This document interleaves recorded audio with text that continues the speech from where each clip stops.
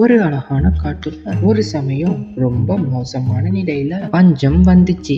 அந்த காட்டுல இருக்கிற பறவைகள் எல்லாரும் ஏதாவது ஒரு வேலையை செய்து தன்னோட சாப்பாட சாப்பிட்டு வந்தாங்க. அந்த காட்டுல ட்வீட்டிங்கிற ஒரு ஏழை கிளி தன்னோட ஒரே பொண்ணு சாரா கூட வாழ்ந்து வந்துச்சு.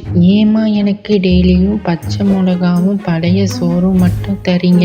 எனக்கு வித்தியாசமா உணவு சாப்பிடணும் போல இருக்கு. நான் இந்த உணவு சாப்பிடவே மாட்டேன். இது எனக்கு வேண்டாம். மகளே சாரா, உனக்கு நல்லா தெரியும், குளத்துல மீன் இல்ல, மீன் வியாபாரமும் சரியா நடக்கல.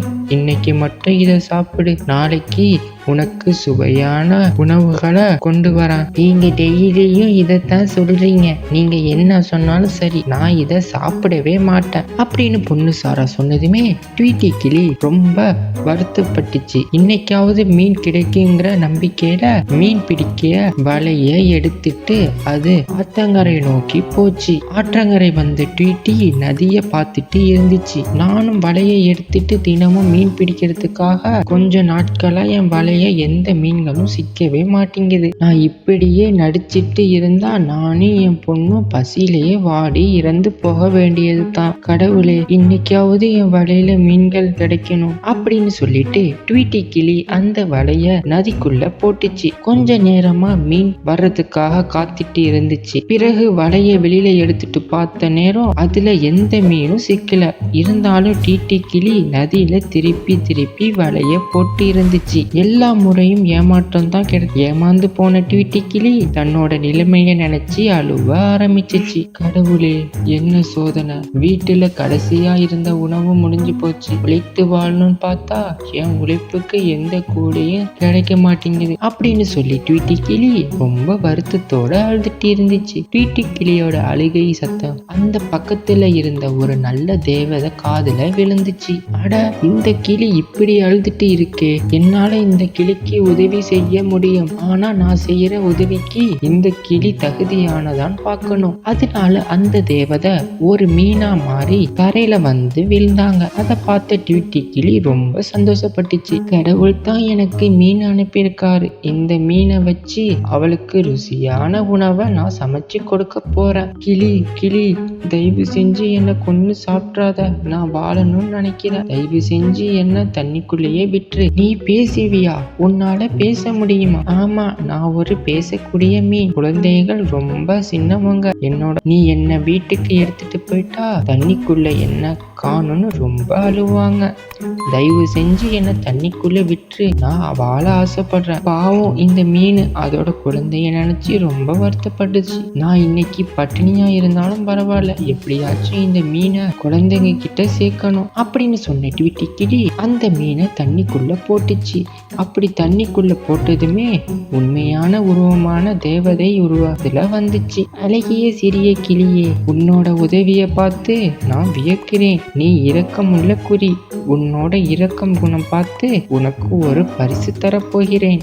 தேவதையே, உங்களை பார்க்கறதுக்கு நான் ரொம்ப கொடுத்து வச்சிருக்கணும். உங்களை பார்த்ததுல ரொம்ப சந்தோஷப்படுறேன். தேவதையும் ஒரு மந்திர மீனை வர வச்சாங்க. குருவி, உன் வீட்டுக்குள்ள சிறிய அளவு சின்ன குளத்தை நோண்டு. அதுல இந்த மந்திர மீனை போடு. காலையில உனக்கு தேவையானது உனக்கு கிடைத்திடும். தேவதையே, உங்களுக்கு ரொம்ப நன்றி. உங்களால தான் நான் பசி இல்லாம தூங்க போறேன். நீங்க செய்யற இந்த உதவிய நான் என்னைக்குமே மறக்க மாட்டேன் அப்படின்னு சொன்ன ட்வீட்டி கிளி அந்த மந்திர மீனை எடுத்துட்டு தன்னோட வீட்டுக்கு போச்சு. ஐயா, ஜாலி ஜாலி, எனக்கு மீன் கொண்டு வந்திருக்காங்க. இந்த மீனை சீக்கிரமா சமைச்சு கொடுங்க. மீன் சாப்பிடணும் ரொம்ப நாள் ஆச்சு. தாரா, இந்த மீன் சாப்பிடறதுக்கு இல்லம்மா, இது எனக்கு நீ தேவதை கொடுத்த பரிசு.